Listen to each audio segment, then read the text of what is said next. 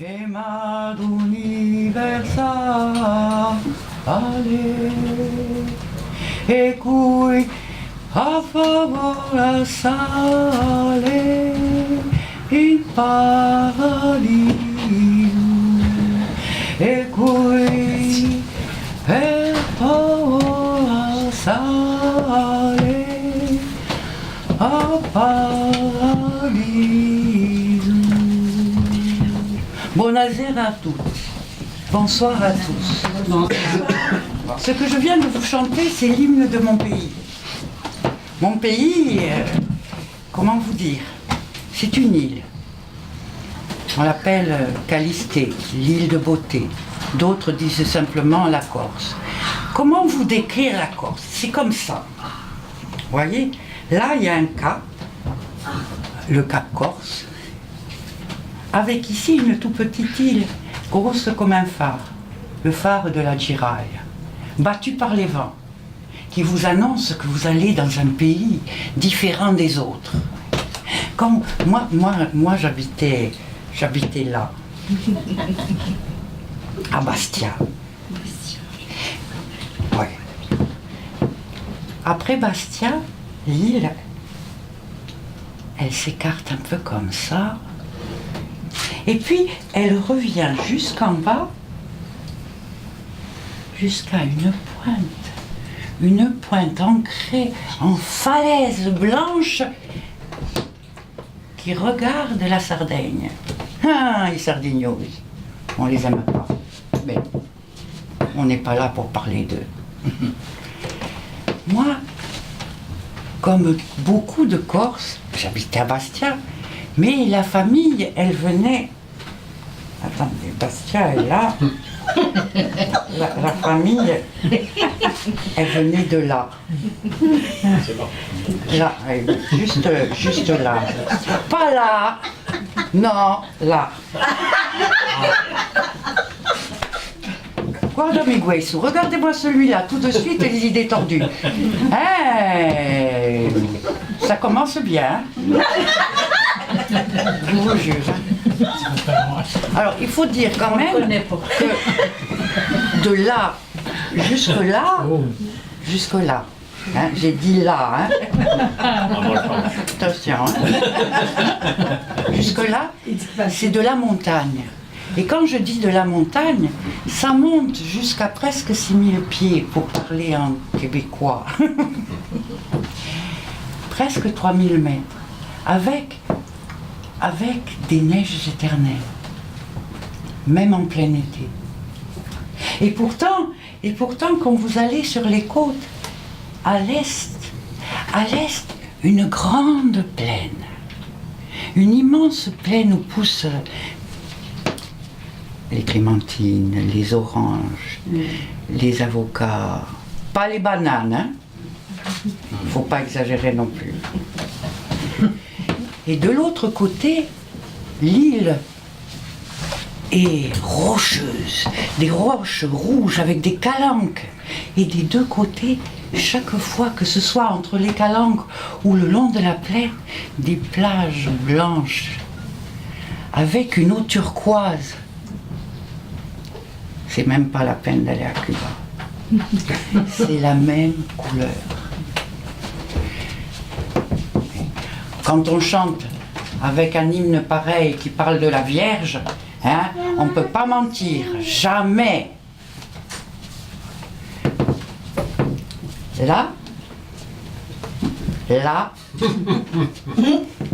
c'était Santa Lucia di Mercurio. Santa Lucia di Mercurio, c'est accroché à la moyenne montagne. Des fois, quand on regarde, on se demande comment les maisons peuvent tenir, tellement elles sont au bord du précipice. Santa Lucia di Mercurio, 150 habitants l'hiver, 800 l'été et 910 pendant les élections.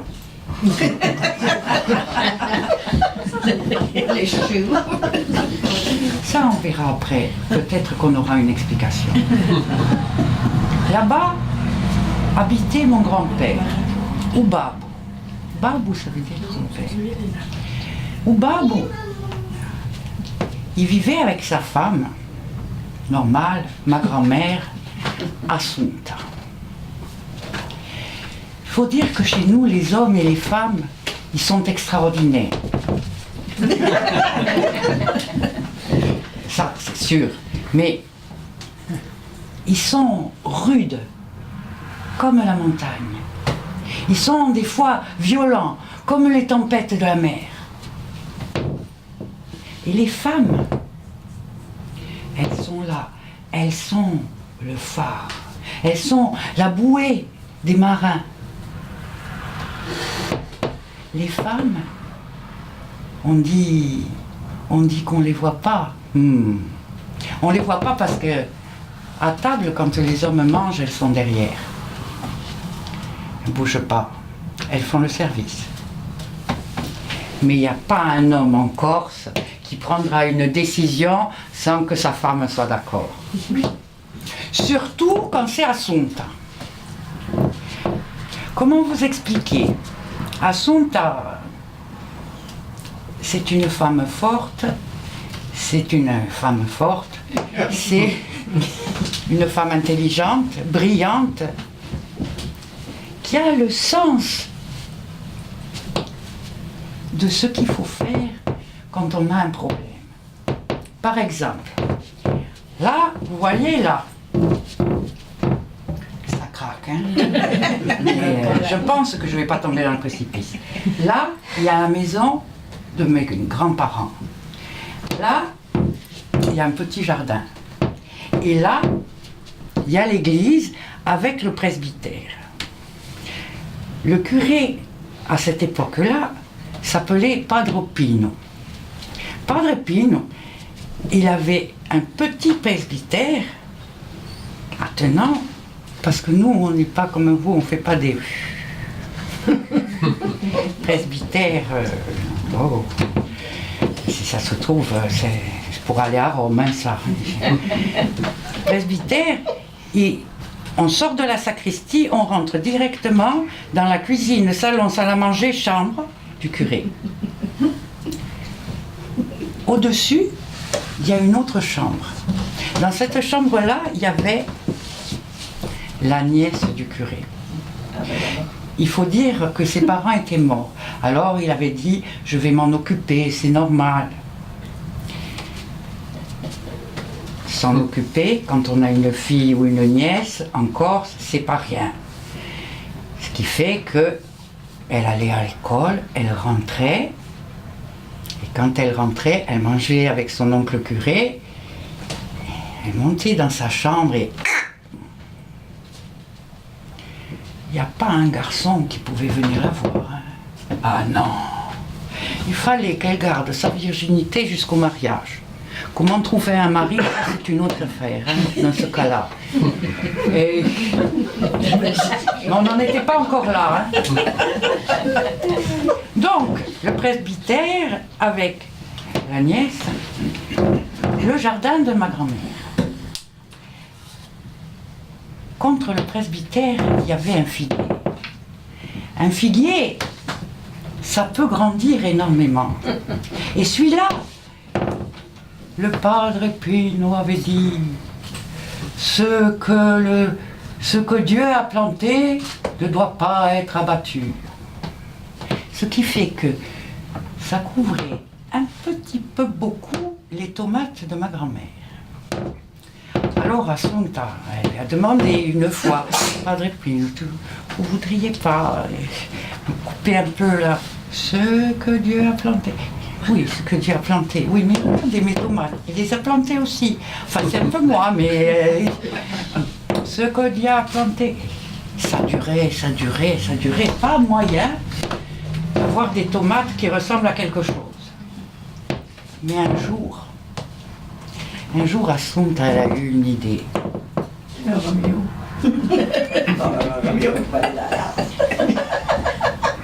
Elle a dit, c'est vendredi,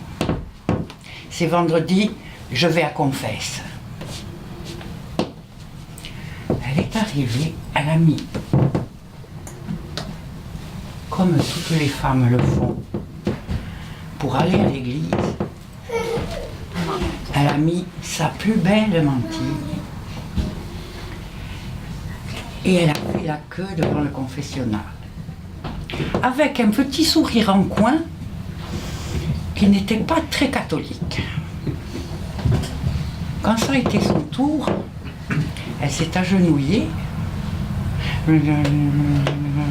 J'ai péché. Ah, Assunta, ça faisait longtemps que je t'avais vu à confesse. Eh oui, Padre Pino. Eh oui. Mais, vous comprenez, Padre, je me dis que depuis le temps, il faut quand même que j'efface un peu mes péchés. Oui, alors, dites-moi, quels sont vos péchés? Eh bien voilà, Padre, j'ai une tendance à regarder les gens par la fenêtre. Et ça, tout le monde le sait. C'est un péché, mais je ne sais pas si vous pourrez changer. Oui, mais quand je regarde par ma fenêtre, après j'en parle. Et oui, ça, vous avez la langue. Et oui, Padre Pino. Et quand j'en parle, j'hésite pas à faire des disputes. Puis chez nous, vous savez comment c'est, hein, les disputes, on sait quand ça commence, et puis après, ça peut aller très loin. Il y en a qui sont devenus des bandits d'honneur depuis que je parle. Padre Pino, il a dit oui, effectivement, il faut quand même... Bon, allez en paix, vous me direz 3 pater, 3 ave, maintenant et tous les soirs jusqu'à Pâques. Dit, ah, Padre, j'ai oublié de vous dire, mais quand je regarde le soir à plusieurs reprises, j'ai vu, je ne vous donnerai pas de nom, hein, parce que la nuit, mais il y a un gars, il est beau, hein, un gars, même la nuit j'ai vu qu'il était beau, il monte à l'étage et il tape à la fenêtre de votre nièce. Là, le Padre Pino, on l'a vu partir, il a claqué la porte du confessionnal, elle était encore dedans, elle a failli se le prendre dans la figure, et il est sorti. On a entendu bravo, bravo. Et il a coupé le figuier d'un seul coup d'un seul. Quand il est revenu dans l'église, rouge comme un coq, suant, Assunta lui a fait « Oh beaucoup, oh mon chéri, j'ai oublié un petit péché, un peccatino. C'était pas vrai. Pare Burgerdi, pour les mensonges, c'est quoi comme prière?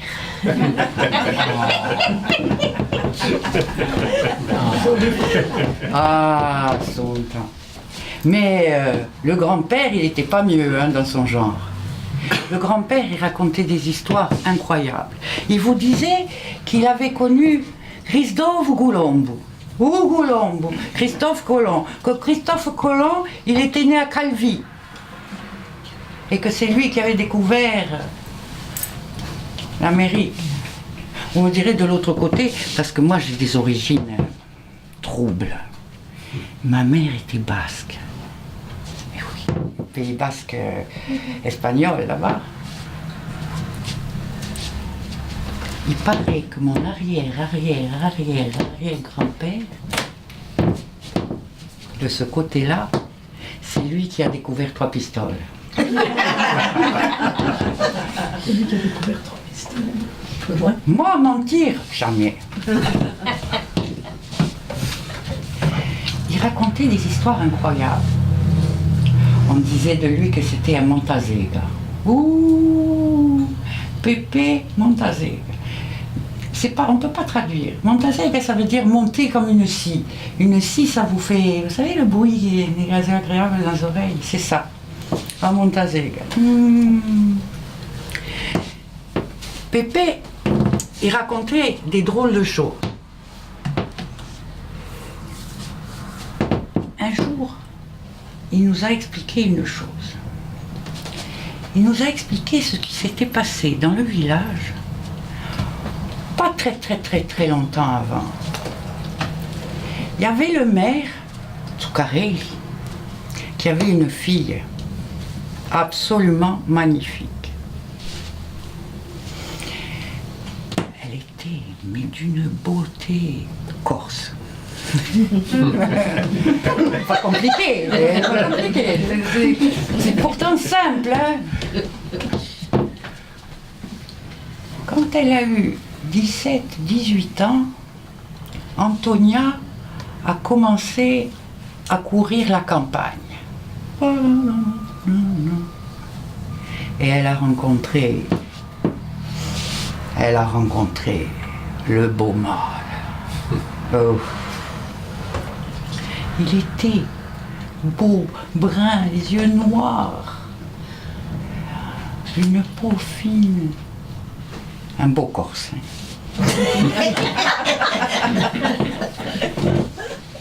Alors au début, ils se sont un peu parlé, ils se sont un peu promenés ensemble.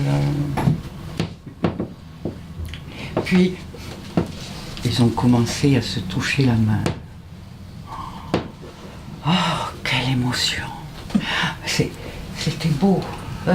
C'était beau comme une pâture, comme une chanson d'église. Puis est venu le jour où ils ont eu envie d'aller un petit peu plus loin. Ils se sont un peu embrassés. Et là, le Zuccarelli, il a bien vu venir le coup.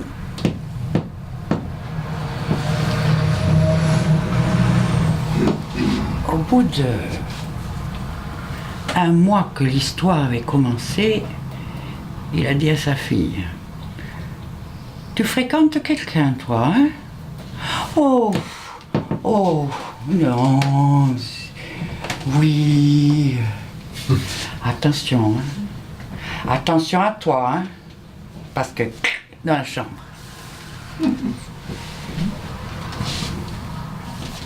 Un autre mois, puis un autre mois, et puis un autre mois passe.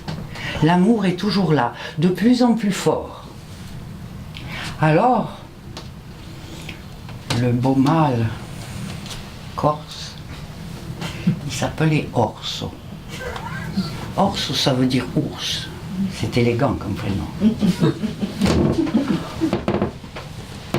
Il a discuté avec Antonia et dit: « Écoute, le seul moyen, c'est qu'on se marie. » Oh oui. Oh oui. Oui, mais il faut qu'on aille demander ta main à ton père. Oh non. Oh non. Oh non. Non, mais écoute, on ne peut pas continuer comme ça. Tout le village le sait. D'accord. Elle en a parlé à son père, et le dimanche, après la messe, il est venu dans la maison.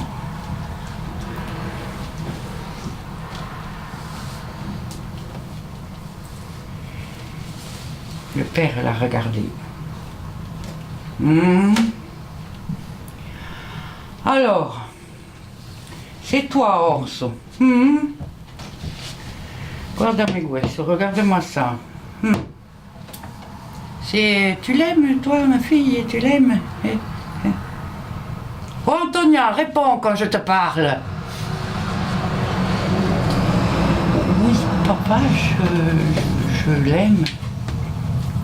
Et toi? Hein? Toi, là?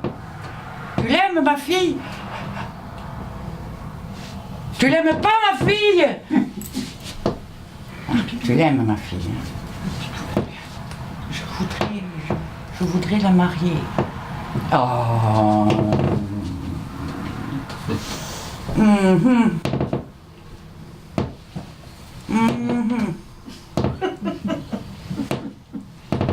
Un père corse, ça tient à sa fille.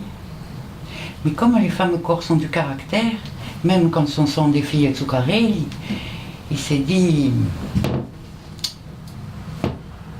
écoute, moi je veux bien te la donner, ma fille.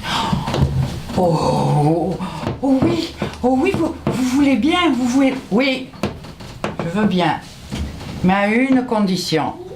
Tout ce que vous voulez, monsieur le maire, tout ce que vous voulez.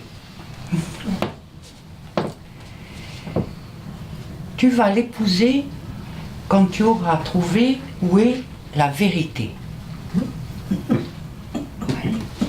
A verdad, la vérité. A verdad. Où est la verdad? Où est la vérité? D'accord. Il a pris la main de sa fiancée, maintenant qu'ils étaient fiancés. Il lui a dit, je vais revenir vite, je vais la trouver.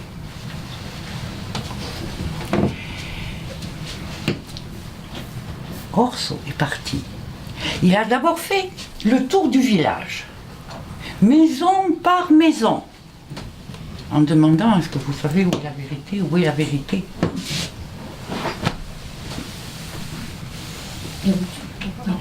Personne ne le savait. Puis c'est... Dieu-santo, mon Dieu, je vais aller à l'église. Padre Pino, Padre Pino. Oui, mon fils, il faut que je me marie et pour ça, il faut que je trouve la vérité. Vous devez la voir, la vérité. Hein? Un curé quand même. Là, Padre Pino lui dit, mon fils, moi je n'ai pas la vérité, j'ai la foi. Oh, mon camarade, oh mon Dieu, qu'est-ce que je vais faire? Alors il a continué. Il est allé de village en village. Il est allé jusqu'à Corté. Puis il est descendu jusqu'à Bastia. Parce que là, il y avait les députés. Le député, il est allé les voir. Monsieur le député. Oh, Orso, tu es de Santa Lucia di Mercurio. Oui. Et qu'est-ce que tu me veux? Tu me déranges pendant ma sieste. Et je suis désolée, monsieur le député, mais vous savez plein de choses. Vous devez savoir où est la vérité. Oh, Écoute, tu me demandes ça à moi, alors que moi j'ai été élu avec les voix des morts. Ce qui explique les 900 de tout à l'heure.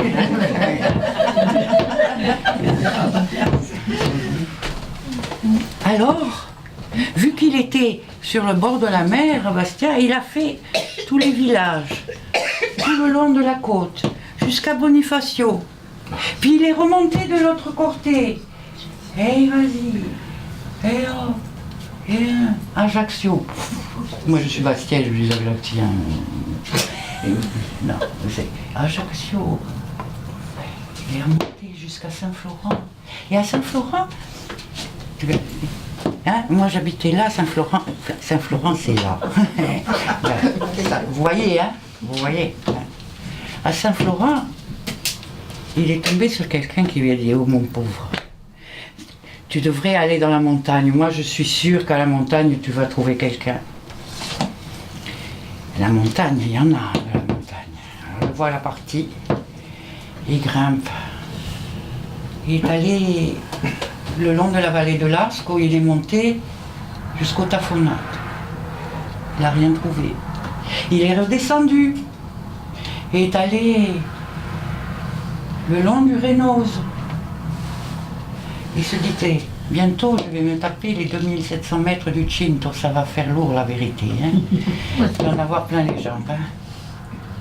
Puis il est redescendu. Et là, il a pris un col. Puis il est arrivé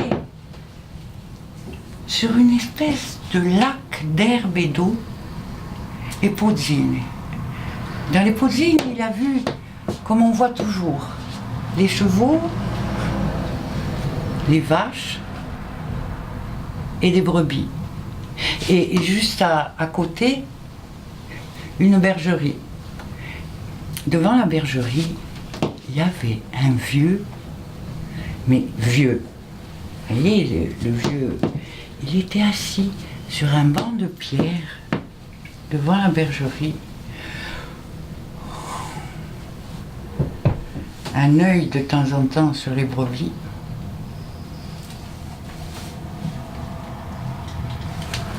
Quand Ours est arrivé, il s'est réveillé d'un coup. Oh! Oh, qu'est-ce que tu cherches? Qu'est-ce que tu fais là?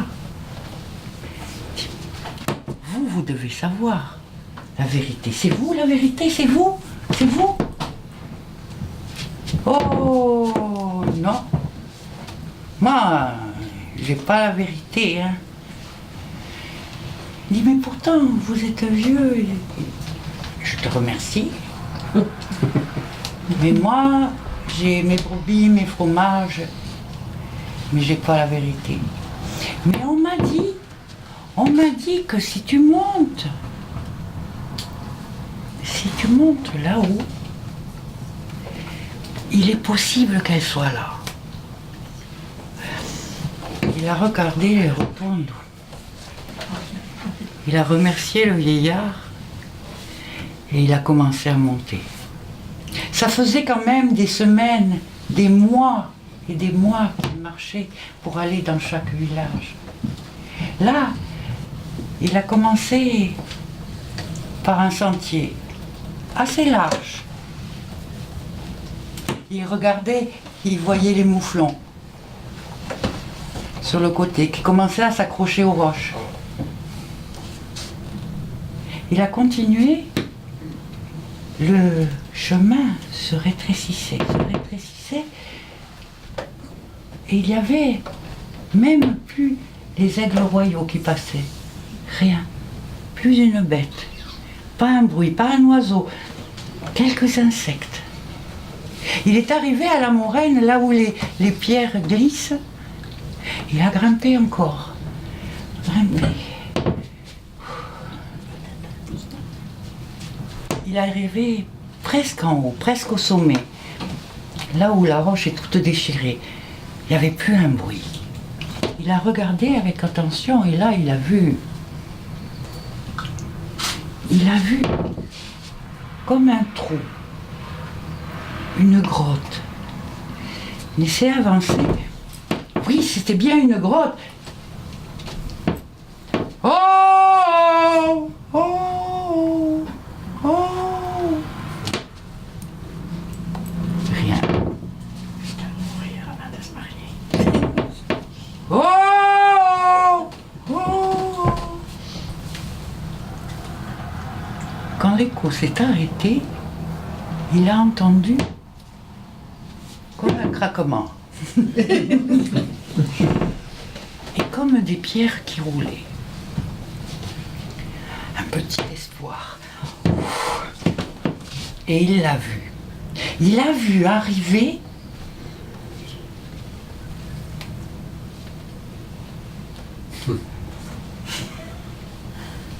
une vieille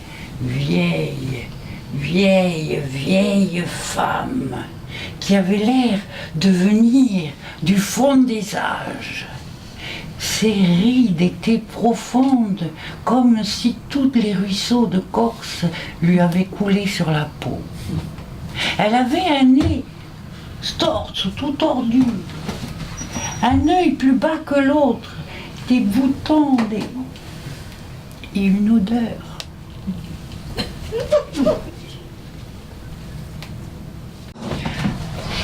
À 2700 mètres, vous l'avez mal. Hein.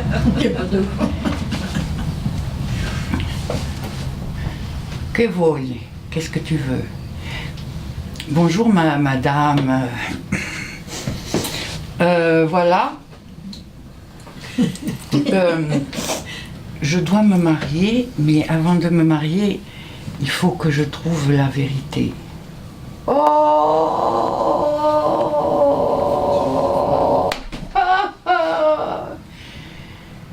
Eh oui, c'est moi. C'est vous? C'est vraiment vous? Vraiment, hein? C'est vous? Oui. La verdad. La Verda, moi, la Verda, c'est moi la vérité. Ah, c'est merveilleux, c'est merveilleux. Est-ce que je peux descendre et dire où vous êtes? Oui.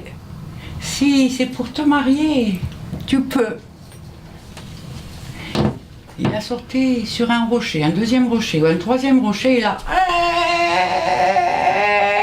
Hey, Diogo, hé mon petit. Il s'est retourné. Attends, aspetta appena, attends un peu.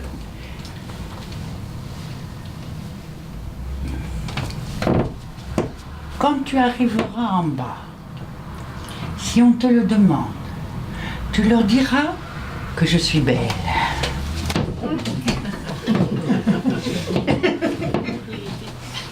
Il est redescendu, il a tout raconté à son futur beau-père, il a eu la main de sa fiancée.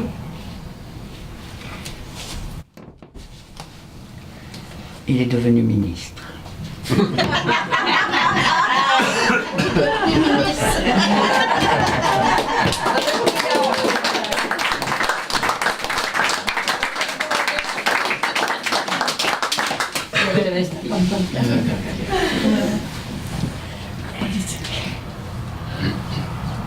Il y a une partie de la Corse qui est à mi-montagne qu'on appelle la Castagniccia. La Castagniccia, c'est une immense forêt, une forêt de châtaigniers. La châtaigne se dit castagne en Corse. La castagne, ça a été une immense richesse en Corse pendant très très très longtemps. C'est une forêt absolument magnifique, des arbres immenses, immenses. Un peu plus loin, on voit encore du maquis. Vous savez ce que c'est que le maquis? Ce sont des plantes qui arrivent à peu près à cette hauteur-là. Un peu plus hautes que les hommes. C'est pour ça que quand on avait des petits problèmes avec la maréchaussée, on allait se cacher. On prenait le maquis. Après, et Pinzou dit les gens de l'autre côté de la mer, ils ont dit le maquis pour les gens pendant la guerre et tout ça, mais le maquis, il est à nous. Non mais... Dans la Castagniccia, il y a des hommes fiers, rudes, il y a des femmes comme Assunta, mais surtout, il y a des cochons. Partout. Parce que chez nous, les cochons, qui sont gris ou noirs, les cochons, ils vivent libres, comme les hommes.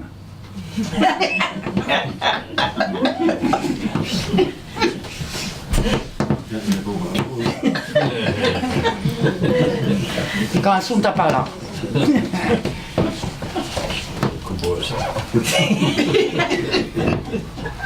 Il y a, ça c'est mon grand-père qui me l'a dit, il y a très très très très longtemps, il y a moins tant que ça, ouf, au moins, il y a très longtemps donc, il y avait d'un côté, dans la Castagniccia, un petit village qui s'appelle Campil, où il y avait des gens qui vivaient là, 150 habitants l'hiver. Mais à l'époque, on ne votait pas. Parce qu'en bas, il y avait le Golo, et de l'autre côté, il y avait un château. C'était le château du roi de la Castagniccia.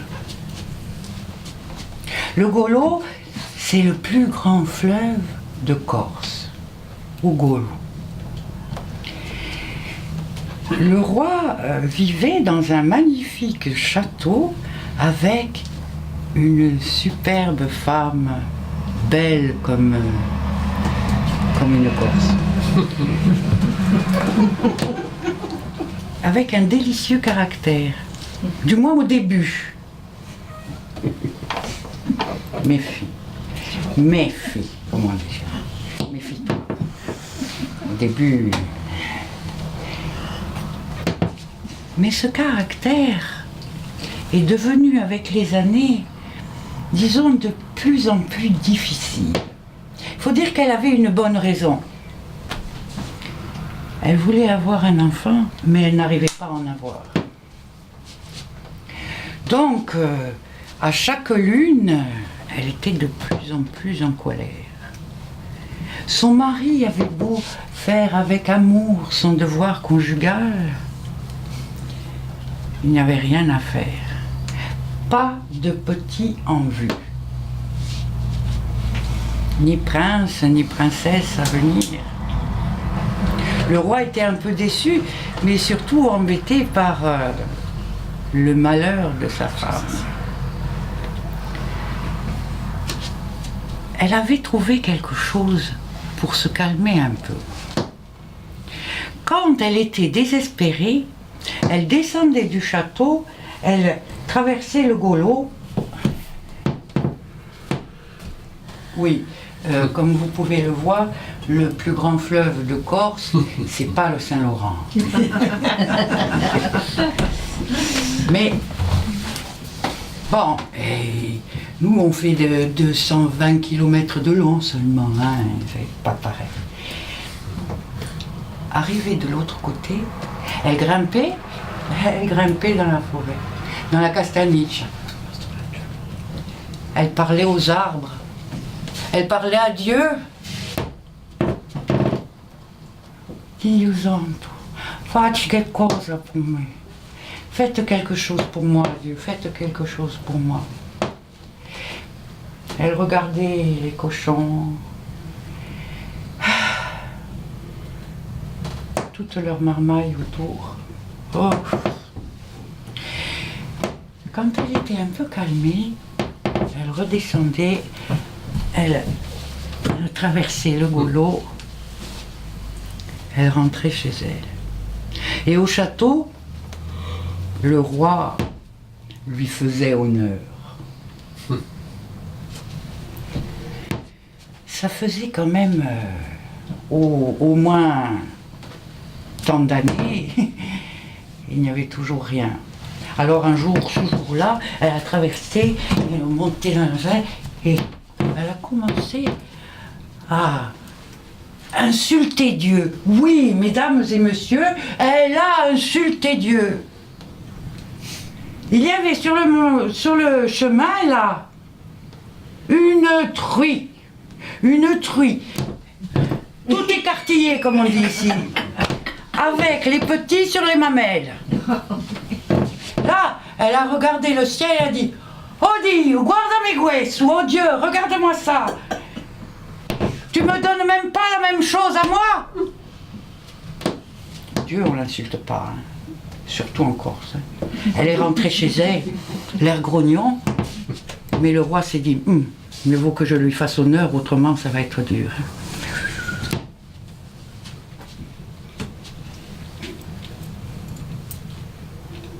Oui. Croyez-moi ou pas, mais c'est comme ça qu'elle s'est retrouvée enceinte. Ouh, ça a été la fête dans tout le canton, comme on dit. Tout le monde était heureux, ça dansait le dimanche soir, dans le château. Tout le personnel poussait un soupir de soulagement. La grossesse a été entourée de beaucoup de douceur, de beaucoup d'attention. Quand le moment est venu, les matrones sont arrivées pour aider à l'accouchement. Oh, tout s'est bien passé. Magnifique. Oh, le roi est venu présenter son petit. Ah. Ouf. Petit prince. Il était beau. De petits yeux noirs et brillants. Ouh. Les petites oreilles. Ouh. Et un nez un peu fort. Et une si jolie petite queue rose, un petit bouchon. Oh, ça a jeté un peu un froid. Mais même à l'époque, pourtant c'était il y a... hein, quand on a un enfant différent, ce n'est pas grave. On l'aide et on s'en occupe. Exactement comme s'il était comme les autres. Ils lui ont donné un nom, Stéphane. Fano. Tout le monde l'appelait Fano. Fano, rapidement, il a grandi.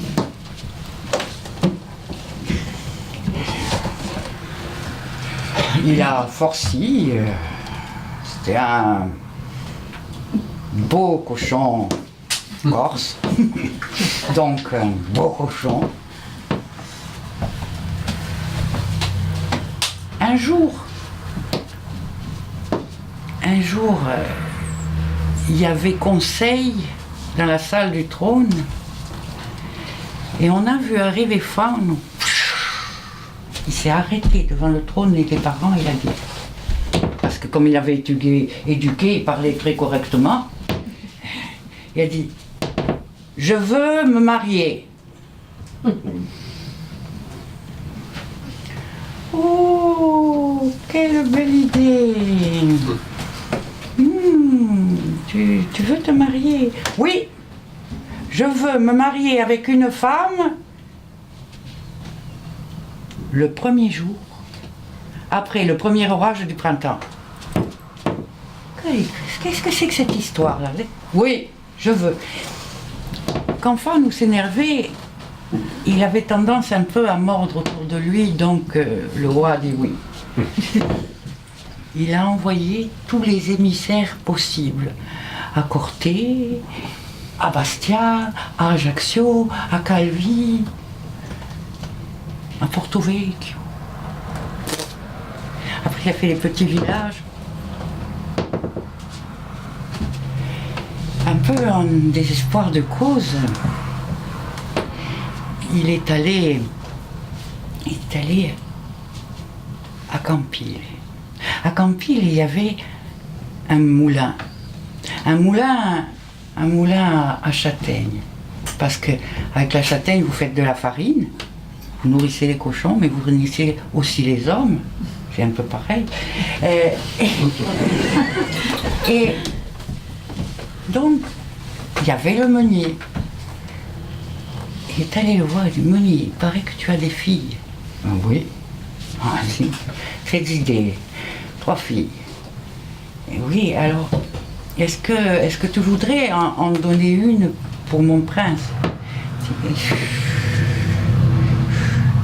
Là, on a vu apparaître une tête à une porte. Sa première fille, une belle blonde. Ah ah! Moi, je veux bien épouser le prince. Qu'est-ce que tu me donnes? Je te donne tout ce que tu veux si tu veux l'épouser. Tout ce que tu veux. Oui, je pourrais avoir des bijoux. Oh oui, pas de problème pour les bijoux. Des belles robes et des belles chaussures. Tout ce que tu veux. Et une Ferrari? Une Ferrari, je ne sais pas ce que c'est, mais tu l'auras. Et le premier jour, après le premier orage de printemps, il a envoyé de magnifiques couturières pour lui faire la plus belle robe qu'on ait jamais vue. Et le premier jour du premier orage du printemps, tout le monde est descendu du château pour aller chercher la belle, avec Fano. Le père a accompagné sa fille jusqu'au bord du Rollo. Après le premier orage, il faut bien le dire, il y avait de la boue.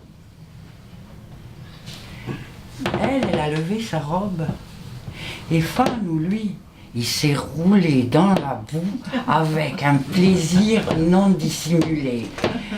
Et il est revenu se frotter à la belle. Ouh, elle s'est mise à hurler, comme on avait rarement entendu hurler. Ma che porco, mais quel porc! Fanou a levé la tête. On ne l'avait jamais insulté de cette manière-là. Et il te lui a mis un coup de dent dans la cuisse et il a continué à grignoter le reste. Oh, oui, oui, oui. Toute la noce est repartie. On pensait qu'on n'en entendrait plus parler. Mais le printemps suivant, même temps. Je veux me marier avec une femme, un premier jour après le premier orage du printemps. Il est retourné voir le meunier de Campi. La deuxième fille est apparue. Moi, je veux bien. Vous êtes sûr? Vous êtes sûr que vous voulez bien épouser le premier jour du printemps? Les robes. Et puis une Harley Davidson. Vous avez... Moi j'ai des chevaux, mais je vais la chercher, la Harley Davidson. Alors, la belle robe, tout le monde arrive, le golo, la boue, oh la boue. Femme retourne dans la boue et vient se coller contre elle.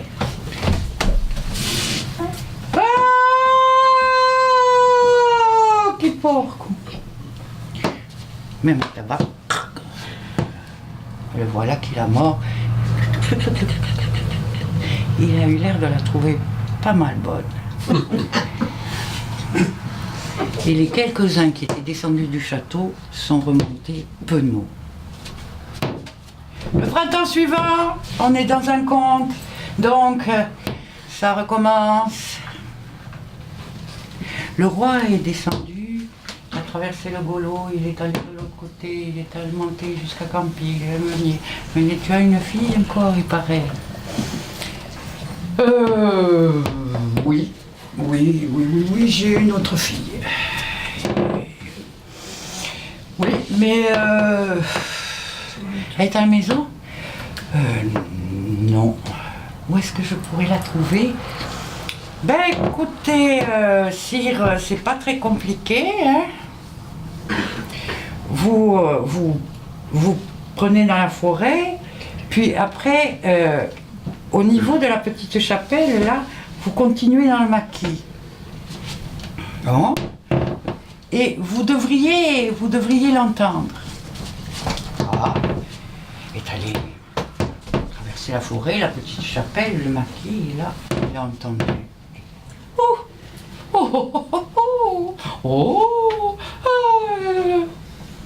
Mademoiselle! Mademoiselle! Quoi? Oui? On m'appelle? Il a vu sortir d'entre deux cistes une jolie fille aux joues bien rouges, les cheveux un peu dans tous les sens et la chemise élégamment déboutonnée, laissant voir une peau laiteuse. Venez, je suis le roi. Ah, le roi! Que vi vuoi? Qu'est-ce que vous me voulez? Vous voudriez pas épouser mon fils, femme? Vous avez dû en entendre parler. Ah, oui, j'en ai entendu parler. Et je vous donne tout ce que vous voulez. Oh, moi, je ne veux rien, je veux bien l'épouser. Hein, moi, je suis prête à toutes les expériences.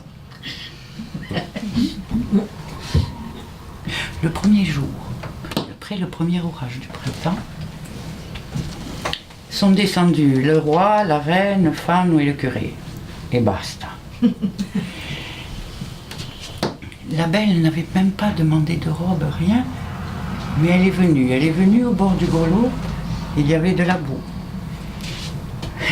Stéphane s'est frotté dans la boue, est venu se frotter contre elle, et là on a entendu oh oh oh oh oh oh oh oh oh oh.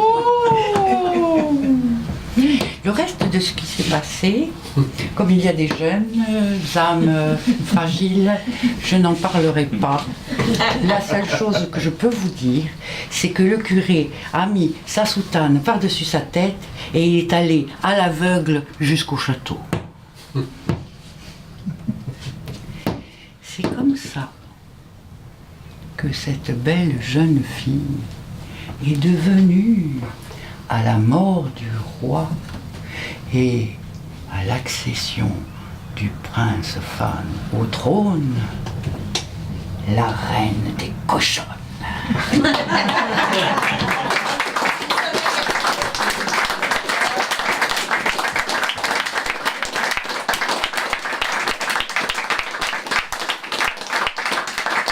D'après mon grand-père, il y avait aussi des grands miracles en Corse. Par exemple, un jour, il y a un oncle à lui, un grand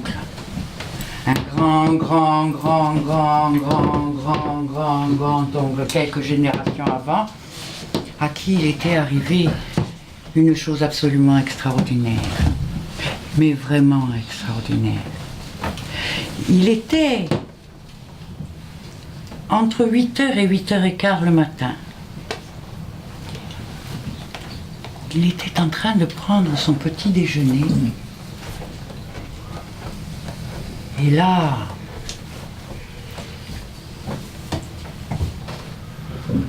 son pain beurré est tombé.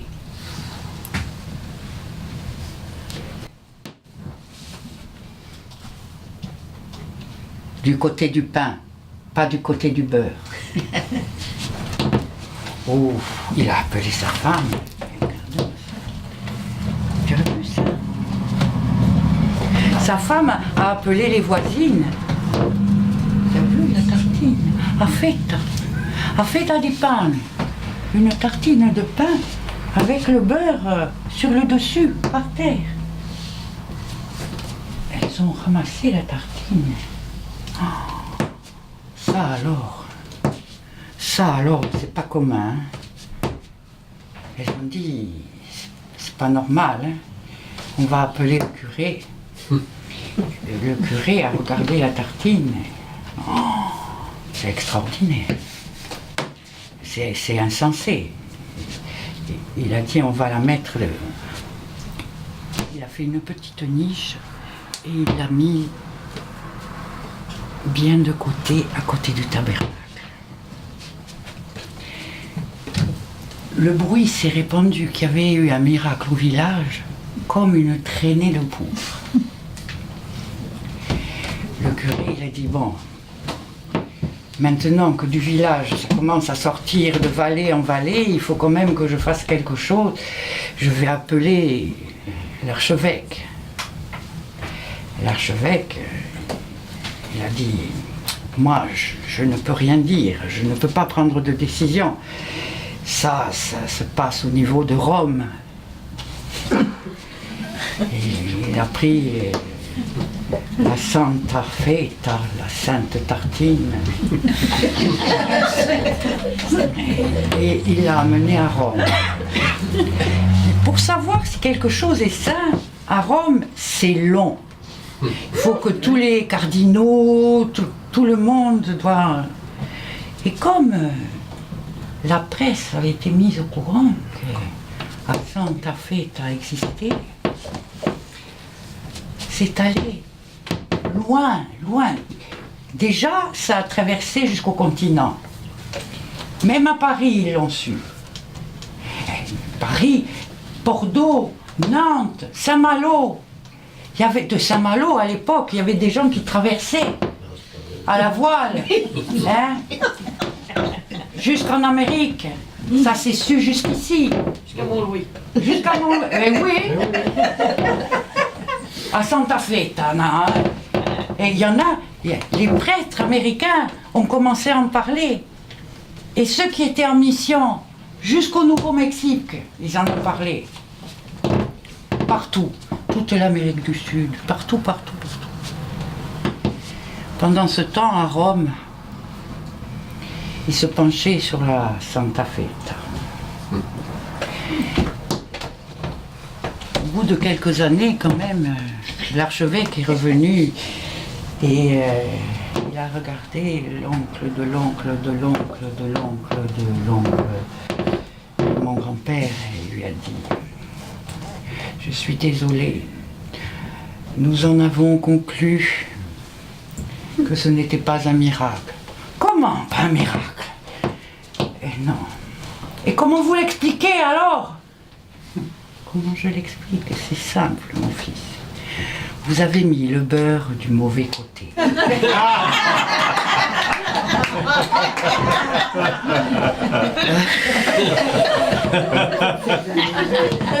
Du mauvais côté. Tout le monde n'était pas d'accord avec ça. À Santa Feta, la Sainte Tartine, elle est restée dans les annales.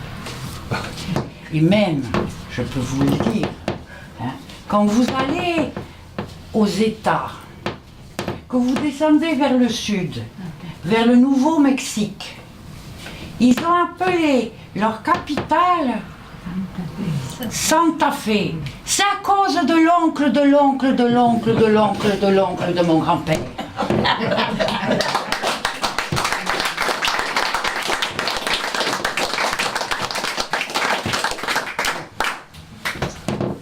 Bon,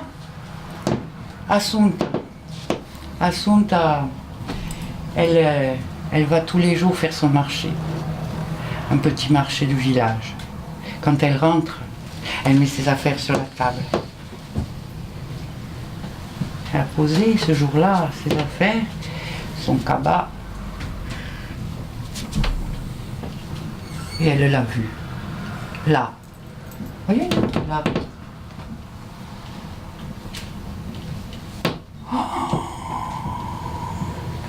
Une